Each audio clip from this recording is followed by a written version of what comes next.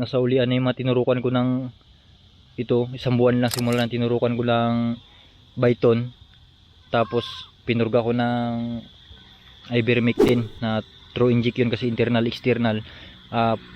Puksa yung mga parasite nun, maganda rin yun kasi pangpaganda rin ng balahibo yan, okay na yun, gumanda na yung balahibo niya, di tulad na dati na kulot at mahina sila bansot, pero ngayon okay na yun, yun, isang buwan lang yan simulan tinurukan ko, yun yung iba. Tapos yung itim, ito wala pa to, yan, anak kasi ba huling pinanganak to, kaya ito ganito rin siya, halos ganito rin to dati yung kanilang balahibo, ganyan kulot. Tapos yun yung kapatid niya ganoon din. Tapos parang mahina sila, pero yun nga, anuin ko lang yan, bukas nga turukan ko din yan para makarecover. Yan sila, okay na yung katawan nila. Ayan, papasukin ko na sila kasi hapon na.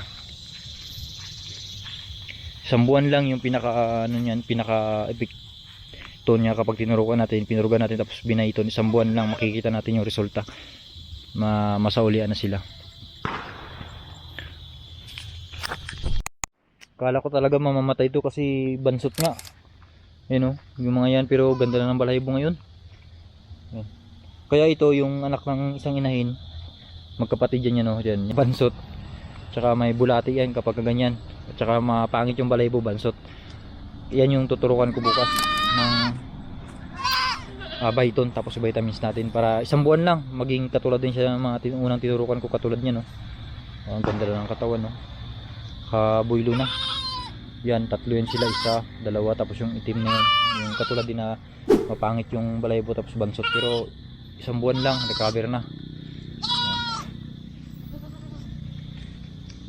Papasok na sila dun sa may kulungan.